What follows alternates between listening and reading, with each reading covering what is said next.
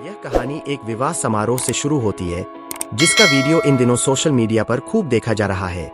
यह शादी कोई साधारण विवाह नहीं था, बल्कि इसने आगे चलकर पूरे देश को हिला देने वाली घटना का रूप ले लिया। इसकी वजह यह थी कि शादी के बाद यह जोड़ा हनीमून के लिए मेघालय गया, जो अपनी प्राकृतिक सुंदरता और बादलों से घिरे झरनों के लिए मशहूर है। घने जंगल, हरियाली से ढके पहाड़ और गहरी खाइयां, यह सब मिलकर उस जगह को एक अद्भुत रूप देते हैं। इसी मनमोहक स्थान पर घूमने गया यह नवविवाहित जोड़ा अचानक गायब हो गया। इसके बाद जो सामने आया, उसकी कल्पना तो उनके परिवार, आम जनता या पुलिस किसी ने भी नहीं की थी। यह दिल दहला देने वाली घटना मध्य प्रदेश के इंदौर शहर से शुरू हुई। शहर के सहकर नगर इलाके में एक आलीशान घर था, जहां एक करोड़पति व्यवसायी राजा रघुवंशी अपने परिवार के साथ रहते थे। राजा अपने 3 भाइयों में सबसे छोटे थे और उनका परिवार रघुवंशी ट्रांसपोर्ट के नाम से जाना माना व्यवसाय चलाता था। उनके पास बसें, 4 पहिया वाहन और अन्य गाड़ियां थीं, जिन्हें वे स्कूल, कोचिंग सेंटर और होटलों को किराए पर देते थे। राजा ही इस पूरे व्यवसाय की देखरेख करते थे। वह एक विनम्र, सीधे सादे और मेहनती व्यक्ति थे। साल 2007 में शुरू हुआ यह पारिवारिक व्यवसाय राजा ने अपने भाइयों के साथ मिलकर बुलंदियों तक पहुंचा दिया था। उनकी आर्थिक स्थिति बहुत मजबूत थी और घर में किसी चीज की कमी नहीं थी। राजा ने यह घर अपनी पसंद के अनुसार बनवाया था और हर छोटी बड़ी चीज खुद चुनी थी। रघुवंशी समाज में एक पुरानी परंपरा है कि रामनवमी के दिन एक बड़ा भंडारा आयोजित होता है। इसी दिन शादी योग्य युवक युवतियों का विवरण समाज की परिचय पुस्तिका में दर्ज किया जाता है। यह एक तरह की ऑफलाइन मैट्रिमोनियल सेवा थी, जहां लोग अपने समाज के लिए उचित वर या वधू की तलाश कर सकते थे। राजा रघुवंशी के परिवार ने भी उनका नाम इसी पुस्तिका में दर्ज करवा दिया था। उसी रामनवमी के दिन इंदौर के बाणगंगा कॉलोनी के पास रहने वाले सोनम रघुवंशी के परिवार ने भी अपनी बेटी का नाम पुस्तिका में लिखवाया। सोनम का परिवार भी एक समृद्ध व्यवसाय था, जिसमें सोनम के भाई गोविंद रघुवंशी प्लाईवुड पर लगने वाले मायका का व्यवसाय करते थे। इसी परिचय पुस्तिका के माध्यम से राजा और सोनम रघुवंशी का रिश्ता तय हुआ। 1 अक्टूबर 2024 को दोनों परिवारों के बड़े बुजुर्ग मिले और आपस में बातचीत की। दोनों परिवारों को एक दूसरे की पसंद नापसंद अच्छी लगी और लड़का लड़की ने भी एक दूसरे को पसंद कर लिया। यह पूरी तरह से एक अरेंज मैरिज थी। 10 फरवरी 2025 को मंदिर में उनका रोका और सगाई हुई। यह एक सादा समारोह था, जिसमें केवल करीबी लोग शामिल थे। इसके बाद सोनम के घर पर शादी की तारीख तय की गई, जो पहले 16 मई 2025 थी, लेकिन बाद में 11 मई को निश्चित की गई। तैयारियां और हनीमून का प्लान। शादी को लेकर दोनों परिवार बेहद उत्साहित थे। सोनम के घर में 2 महीने पहले से ही तैयारियां शुरू हो चुकी थीं और राजा के घर में 1 महीने पहले से। सोनम और राजा ने मिलकर अपनी पसंद का सामान खरीदा। 11 मई 2025 को राजा और सोनम की शादी बड़े धूमधाम से हुई। पूरा परिवार खुशियों में डूबा था और डीजे पर नाच रहा था। सभी रस्में विधि विधान से पूरी की गईं और शादी संपन्न होने के बाद सोनम अपने ससुराल आ गईं। वह 3 दिनों तक ससुराल में रहीं और फिर कुछ और रस्मों के लिए अपने मायके चली गईं। शादी से पहले ही राजा और सोनम ने मिलकर हनीमून का प्लान बनाया था। वे जम्मू कश्मीर जाने की सोच रहे थे, लेकिन पहलगाम में हुई घटनाओं के कारण उन्हें अपना प्लान बदलना पड़ा। उन्होंने तय किया कि जब तक हालात ठीक नहीं हो जाते, तब तक वे कहीं घूमने नहीं जाएंगे। लेकिन शादी के बाद फिर से घूमने जाने का विचार बना। हालांकि इस बार यह केवल घूमने की बात नहीं थी, बल्कि मंदिर जाने की थी। राजा ने एक बार बातों बातों में सोनम से कहा था कि वह मां कामाख्या देवी मंदिर जाना चाहते हैं और सोनम की भी वहां जाने की इच्छा थी। मायके आने के बाद सोनम ने अपने पति के साथ मिलकर गुवाहाटी, जहां कामाख्या देवी मंदिर है, जाने का प्लान बनाया। 18 मई को यह प्लान बना और घर वालों को भी कोई आपत्ति नहीं थी। उनकी फ्लाइट 20 मई की सुबह 9:30 बजे के आसपास थी, जो कनेक्टिंग फ्लाइट थी, पहले बेंगलुरु और फिर वहां से गुवाहाटी। दोनों अपने अपने घरों से सीधे एयरपोर्ट पहुंचे और उड़ान भरी। गुवाहाटी पहुंचकर उन्होंने मंदिर में पूजा की। इसके बाद वे आगे घूमने निकल गए। उनका 4-5 दिनों का मेघालय ट्रिप था। क्योंकि वे इतनी दूर आए थे तो अच्छे से घूमना चाहते थे। राजा को ट्रैकिंग और झरने देखने का भी शौक था। रहस्यमय गुमशुदगी। अब बात आती है 23 मई 2025 की। राजा और सोनम इस समय मेघालय के ईस्ट खासी हिल्स डिस्ट्रिक्ट के चेरापूंजी, सोहरा नामक स्थान पर थे। वे यहाँ double decker living root bridge देखने आए थे, जो पहाड़ी से लगभग 3000 सीढ़ियां नीचे है। रास्ते में भी कई प्राकृतिक सौंदर्य देखने को मिलते हैं। यहाँ की पहाड़ियां बादलों और धुंध से ढकी रहती है, जिससे ऐसा लगता है मानो झरने सीधे बादलों से गिर रहे हों। उन्होंने 22 मई को ही सोहरा घूमने के लिए एक स्कूटी 4 दिनों के लिए किराए पर ली थी, जिससे वे घूम रहे थे। उन्होंने अपना कुछ सामान सोहरा के मान्ना होटल में रखा था। हालांकि वहां कोई कमरा खाली नहीं था, लेकिन काफी अनुरोध के बाद होटल स्टाफ उनके सामान को सुरक्षित रखने के लिए सहमत हो गए थे। तो राजा और सोनम यहीं पर सामान रखकर घूमने निकल गए। 23 मई की दोपहर में वे लिविंग रूट ब्रिज देखकर वापस लौट रहे थे। इसी दौरान दोपहर 1:30 बजे के आसपास राजा रघुवंशी की माताजी यानी सोनम की सास ने अपनी बहू सोनम को फोन किया। उस दिन सास बहू का उपवास था।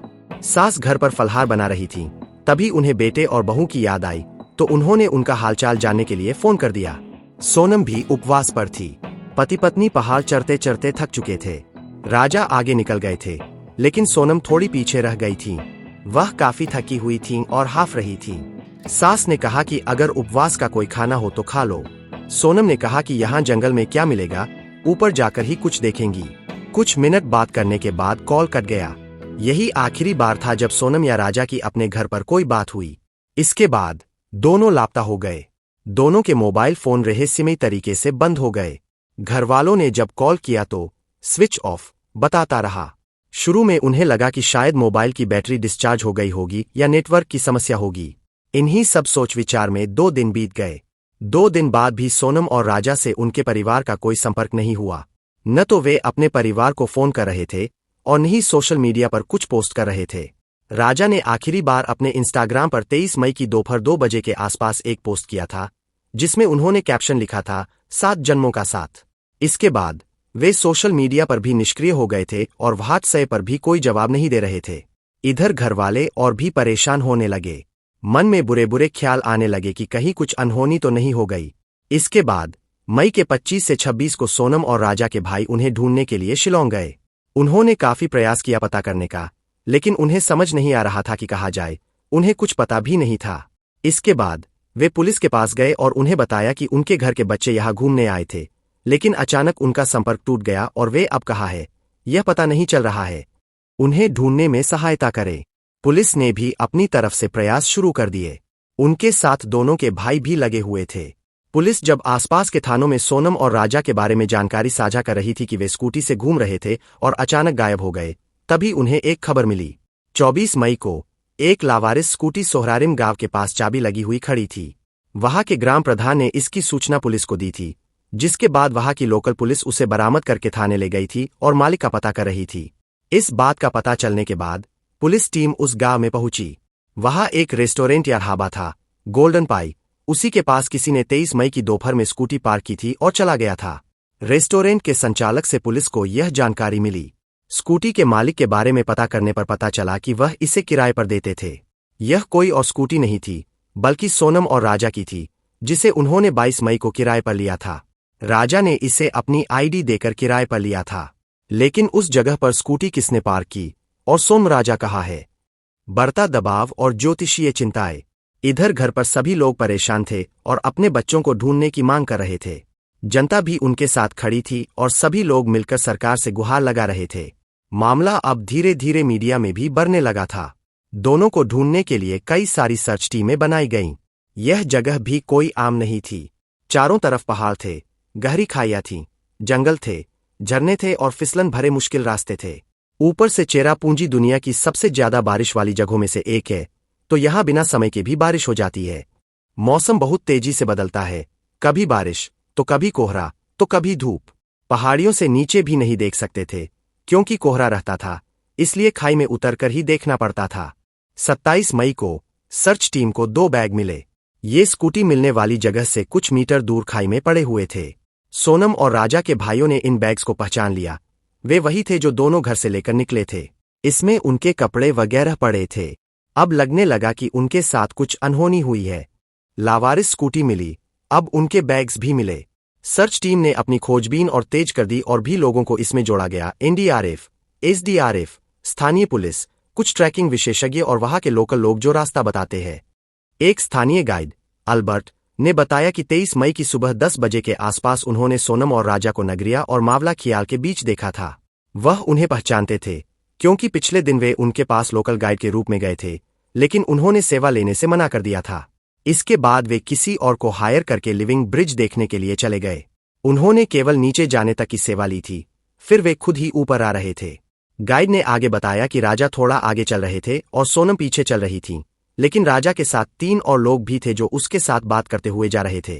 पर वे हिंदी में बात कर रहे थे और लोकल गाइड को हिंदी नहीं आती थी, इसलिए वह समझ नहीं पाए कि क्या बात हो रही थी। पुलिस ने नौकरिया से लेकर मावला खियाल के टूरिस्ट प्लेसेस, वाइसडोंग फॉल्स, हर जगह पर टीमें भेजी। बीच बीच में तेज बारिश हो जा रही थी, जिससे सर्च ऑपरेशन रोकना पड़ जा रहा था। दोनों के भाई अभी भी मेघालय में थे और पुलिस के साथ उन्हें ढूंढ रहे थे। इधर परिवार ने दोनों की सुरक्षा के लिए विशेष तरह की पूजा पाठ कराई ताकि वे जहां पर हों, सही सलामत हों और लौट आए।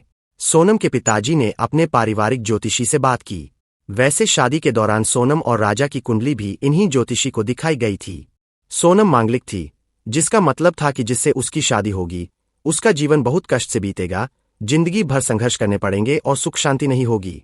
लेकिन अगर मांगलिक लड़के से शादी हुई तो दोनों का मंगल दोष खत्म हो जाएगा। राजा रघुवंशी भी मांगलिक थे, इसलिए उनकी शादी में कोई समस्या नहीं हुई थी। ज्योतिषी ने शादी के दौरान सोनम के पिताजी से कहा था कि विदाई के बाद सोनम को 31 मई से पहले मायके मत बुलाना और शादी के बाद जैसे पति पत्नी घूमने के लिए जाते हैं, उन्हें 5 जून से पहले घर से बाहर मत जाने देना। 11 मई को शादी हुई और विदाई हुई, लेकिन 3 दिन बाद ही 14 मई को सोनम वापस मायके आ गईं, जबकि उन्हें 31 मई को आना चाहिए था। 20 मई को पति पत्नी असम चले गए थे, उसके बाद मेघालय चले गए, जबकि 5 जून से पहले घर से बाहर नहीं निकलना था। यही सब चीजें सोचकर सोनम के पिताजी और भी परेशान थे कि कहीं कुछ अपशगुन हो गया हो। बेटी और दामाद के गायब होने के बाद पिताजी ने फिर से ज्योतिषी से बात की। उन्होंने भविष्यवाणी की कि दोनों के गायब होने के पीछे किसी महिला का हाथ है। यह कौन है? कहा कि रहने वाली है, यह नहीं पता, लेकिन महिला का हाथ है। उन्होंने यह भी राय दी कि अगर अपनी बेटी को वापस सही सलामत लाना चाहते हो तो उसकी तस्वीर घर के बाहर उल्टा लगा दो। पिताजी ने ऐसा ही कुछ करवाया। जो भी कोई जो चीजें बोल रहा था वह यह कर रहे थे, बस कैसे भी उनकी बेटी और दामाद वापस आ जाए। राजा का शव मिला और मामला गहराया। पुलिस वाइसडोंग फॉल्स की जांच कर रही थी। यहां की खाई में उतरी टीम। यह 2 जून की घटना है। इसी जगह पर एक पार्किंग एरिया है, लेकिन कुछ सालों से यह बंद पड़ा हुआ है। यहां की आय को लेकर 2 गांवों के बीच विवाद चल रहा था, जिसके चलते पर्यटक भी यहां आने बंद कर दिए थे। यह जगह सुनसान पड़ी रहती थी, पर कुछ लोग आते थे। राजा और सोनम भी इस तरफ आ सकते थे, इसलिए पुलिस भी यहां पर जांच कर रही थी और ढूंढ रही थी। इसी 2 जून को ही खाई के इस पेड़ के ठीक नीचे राजा रघुवंशी का शव मिला। उनके शरीर पर किसी तेज धारदार चीज का इस्तेमाल किया गया था और कुछ चोट के निशान थे। पहले लगा कि शायद वे फिसलकर खाई में आ गए होंगे, पर ऊपर तो सुरक्षा की सारी व्यवस्था थी, रेलिंग लगी हुई थी, फिसलकर गिरना नामुमकिन था। पुलिस ने जब आसपास थोड़ा और छानबीन की तो कुछ कदम दूर और भी चीजें पाई गईं। एक तेज धारदार हथियार मिला जिसे दाव कहते हैं, जिसका उपयोग पेड़ की टहनियों को छांटने के लिए होता है। एक फोन का टूटा हुआ स्क्रीन मिला, एक लाल काले रंग का डबल एक्सेल रेनकोट मिला। इसके अलावा और भी छोटी मोटी चीजें थीं। रेनकोट और दाव पर रक्त के धब्बे पाए गए। दाव को देखकर लग रहा था कि यह नया है, इसका इस्तेमाल पहले कभी न किया गया हो। पुलिस ने शव को हॉस्पिटल भिजवा दिया और बाकी सारी चीजों को फॉरेंसिक लैब भेज दिया। सोनम और राजा के भाइयों को भी सूचित कर दिया गया। राजा के भाई ने अपने भाई की पहचान उसके हाथ पर बने टैटू से की, क्योंकि चेहरा पहचानने लायक नहीं था। करीब 10 दिनों से वह वहां पड़े हुए थे, ऊपर से तेज बारिश वाला इलाका था। 3 जून को पोस्टमार्टम हुआ, उसके बाद शव भाई को सौंप दिया गया। राजा के भाई उसे लेकर इंदौर आ गए, लेकिन सोनम के भाई अभी भी मेघालय में थे और अपनी बहन को ढूंढ रहे थे। उधर चिंता और बढ़ गई कि जब राजा ऐसी स्थिति में मिले तो सोनम का क्या हुआ होगा। वह आखिर कहाँ चली गई। उसके भाई परेशान होकर उसे ढूंढ रहे थे।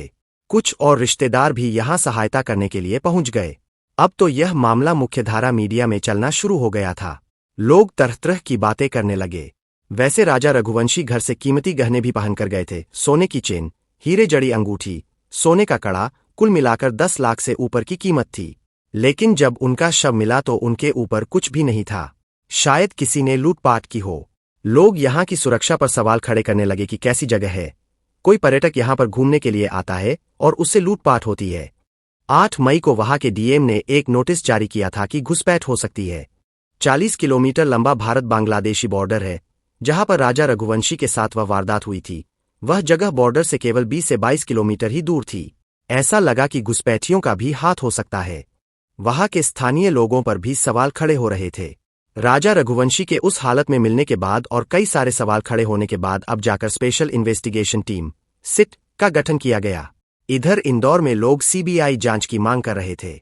यह भी बात थी कि शायद सोनम को बदमाश बॉर्डर पार ले गए हों। सिट में भी 5 अलग अलग टीमें बनाई गईं, सबको अलग अलग काम सौंपे गए। सोनम की वापसी और सच्चाई का खुलासा। अब बारी थी सोनम को ढूंढने की। इसे ऑपरेशन हनीमून का नाम दिया गया। अब यह हर पहलू पर विस्तार से अपनी जांच आगे बढ़ाते हैं। हालांकि जो काम शुरू में ही करने चाहिए थे वह अब होने वाला था। राजा और सोनम की कॉल डिटेल्स, लोकेशन हिस्ट्री निकाली गई। साथ में इनके आसपास जितने भी फोन एक्टिव थे उनका भी डेटा निकाला गया। यह लूटपाट के एंगल से जांच चल रही थी। 4 जून तक राजा का शव इंदौर आ चुका था। उनका अंतिम संस्कार किया जाता है। इधर घर में सबका रो रो कर बुरा हाल था। किसी को विश्वास नहीं हो रहा था कि पति पत्नी शादी के बाद हनीमून पर गए और ऐसी घटना हो गई। पत्नी अभी भी गायब है। सीसीटीवी की जांच के दौरान 5 जून को पुलिस को एक होटल रिसेप्शन का वीडियो मिलता है। इसमें राजा और सोनम चेक इन करते हुए दिखाई दे रहे थे। यह शिलोंग के होटल का वीडियो था। 7 जून को उस होटल का फुटेज मिला जहां राजा और सोनम ने अपना सामान रखा था। इस कैमरे में कुछ और भी संदिग्ध चीजें दिखाई दीं। सोनम वही रेनकोट स्कूटी की डिग्गी में रख रही थी जो कि खाई में मिला था।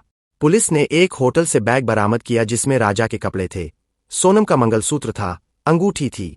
इससे एक और सवाल उठा कि आखिर सोनम ने अपने सुहाग की निशानियां यहां पर क्यों छोड़ रखी है।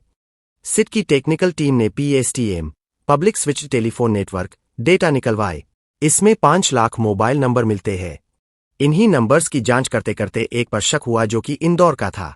सोनम राजा के यहां पर आने के बाद यह नंबर सक्रिय हुआ और 23 मई के बाद निष्क्रिय हो गया था। इस बीच इसकी लोकेशन राजा और सोनम की लोकेशन के साथ मेल खा रही थी। जहां जहां पर वे जा रहे थे वह नंबर भी जा रहा था। यहां पर निष्क्रिय होने के बाद यह नंबर फिर से बिहार में सक्रिय हुआ। उसके बाद सीधे मध्य प्रदेश के इंदौर में सक्रिय हुआ। पुलिस ने चेरापूंजी में लगभग 42 कैमरे खंगाले। उनमें एक चीज सामान्य रूप से दिखाई दे रही थी। उनके आसपास 3 और लोग भी दिखाई दे रहे थे।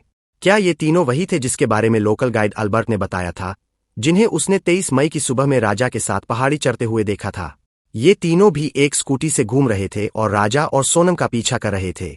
अब चूंकि ये हिंदी में बात करते थे तो जाहिर सी बात है कि ये बाहरी है, यानी यहां पर स्कूटी भी किराए पर ली होगी। अब पुलिस ने स्कूटी मालिक के बारे में पता किया। इन तीनों में से एक ने अपनी असली आईडी देकर स्कूटी किराए पर ली थी। ऐसे पुलिस के पास एक का पूरा कच्चा चिट्ठा आ जाता है। सीसीटीवी के जरिए लोकल गाइड अल्बर्ट ने भी इनमें से एक की पहचान की। अब मेघालय पुलिस इंदौर पुलिस से बात करती है, उनसे मदद मांगती है, क्योंकि नंबर इंदौर का था और उस नंबर से जुड़े हुए बाकी नंबर्स भी इंदौर के ही दिखा रहे थे। इंदौर पुलिस भी अपनी जांच शुरू करती है, उन नंबर्स को ट्रेस करती है। इसमें सबसे पहला नाम था आकाश राजपूत, फिर आकाश के जरिए विशाल चौहान, उसके बाद राज कुशवाहा, फिर आनंद कुर्मी मिलता है। 7 जून को इंदौर पुलिस ने सबसे पहले आकाश राजपूत को उठाया, बाकी को ढूंढ रही थी। इसी बीच 8 जून 2025 की तारीख आई। उत्तर प्रदेश के गाजीपुर वाराणसी 4 लेन पर नंदगंज के आकोशपुर में एक ढाबा है। यह हाईवे पर है, काशी चाय जायका। यह 24 घंटे खुला रहता है। इसके मालिक का नाम है साहिल यादव। ढाबे पर रात के करीब 1 बजे एक महिला आती है। उस समय यहां पर एक परिवार नाश्ता कर रहा था। इसमें पति पत्नी और उनके बच्चे थे। सबसे पहले महिला उस परिवार के पास जाती है, फिर साहिल यादव के पास आई जो मालिक थे। उसने कहा कि उसका फोन कहीं गिर गया है, उसे कॉल करना है, कृपया फोन दें। यह लड़की कोई और नहीं बल्कि सोनम रघुवंशी थी।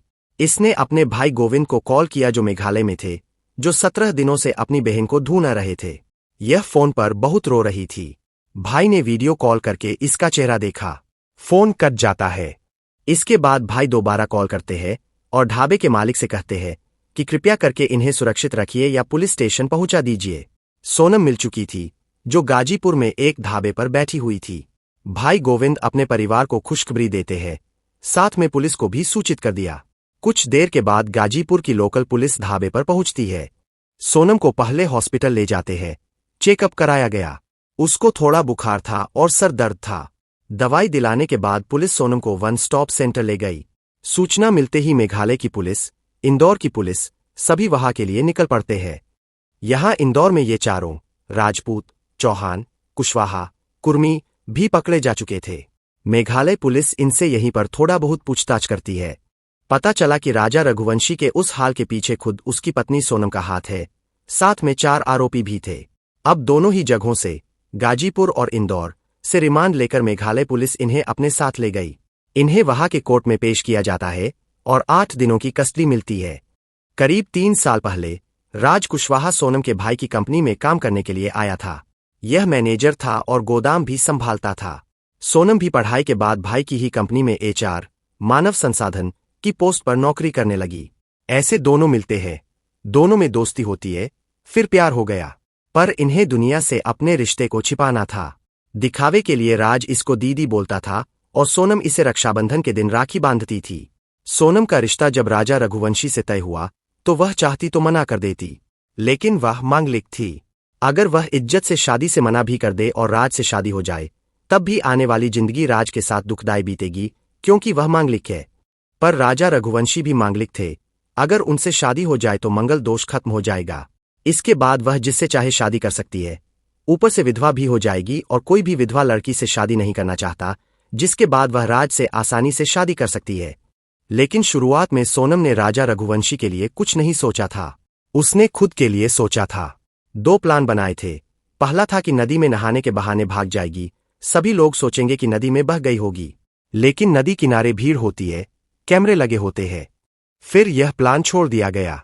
दूसरा था कि अपनी तरह दिखने वाली किसी लड़की की तलाश करेगी, उसका काम तमाम करेगी और फिर स्कूटी के साथ आग के हवाले कर देगी। सभी लोग सोचेंगे कि यह वही सोनम है। यह अपने प्रेमी के साथ मिलकर लड़की की तलाश करती है, मगर कोई मिल नहीं रही थी, जिसके बाद यह प्लान भी छोड़ दिया गया। जैसे जैसे शादी की तारीख करीब आ रही थी, इनकी बेचैनी बढ़ रही थी। अब यह क्या करें? फिर इन्होंने फैसला किया कि राजा रघुवंशी को ही रास्ते से हटाएंगे। प्रेमी राज कुशवाहा पहले सोनम के घर के पास ही किराए पर रहता था, फिर थोड़ी दूर गोविंद कॉलोनी में चला गया। यह अपनी फैमिली के साथ रहता था। घर में पिताजी नहीं थे, राज पर ही सारी जिम्मेदारी थी। यह सोनम के यहाँ पर 12,000 रुपए की नौकरी किया करता था। गोविंद कॉलोनी में ही वह तीनों शख्स भी थे, विशाल, आनंद और आकाश। इनमें राज के 2 दोस्त थे और एक कजन था। 8 मई को राज मामा के यहाँ पर शादी में चला जाता है, शहर से बाहर। फिर यह 16 मई को आता है। इधर सोनम की शादी हुई 11 मई को, यह 14 मई को मायके चली आई। 16 मई की रात में सोनम और राज 9 बजे से 3 बजे तक करीब 6 घंटों तक फोन पर बात करते हैं। इसके बाद राज अपने तीनों साथियों को बुलाता है, उनसे बात की। यह इंदौर के किसी कैफे में मिलते हैं और सारा प्लान डिस्कस किया। वैसे राज और सोनम ने 1 मई को डिस्कस किया था कि राजा रघुवंशी को रास्ते से हटाएंगे। उसके बाद यह 16 मई की रात आगे का प्लान सोचते हैं। इनमें राज कुशवाहा और सोनम मुख्य साजिश करता थे। हालांकि जब इन्हें पकड़ा गया तो एक दूसरे पर इल्जाम लगा रहे थे, दोषारोपण का खेल खेल रहे थे।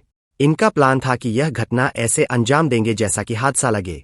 17 मई को तीनों आरोपी ट्रेन से गुवाहाटी निकल गए। राज ने इनको 10,000 रुपए दिए और एक मोबाइल फोन दिया। अपना फोन बंद करने और केवल इसी से संपर्क करने को कहा।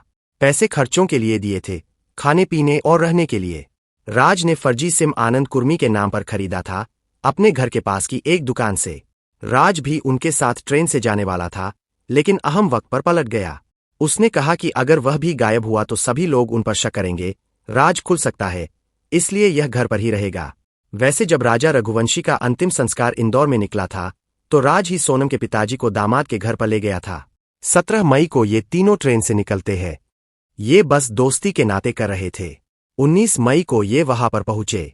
इधर सोनम ने अपने पैसों से फ्लाइट टिकट बुक की। वह जानती थी कि अगर पूछेगी तो सभी मना करेंगे। राजा रघुवंशी भी कहीं आना जाना नहीं चाह रहे थे, क्योंकि देश का माहौल ठीक नहीं था। लेकिन सोनम बिना बताए फ्लाइट टिकट बुक करती है और कहती है कि उसकी मन्नत है, शादी के बाद पूरा करना है, मां कामाख्या देवी के मंदिर जाना है।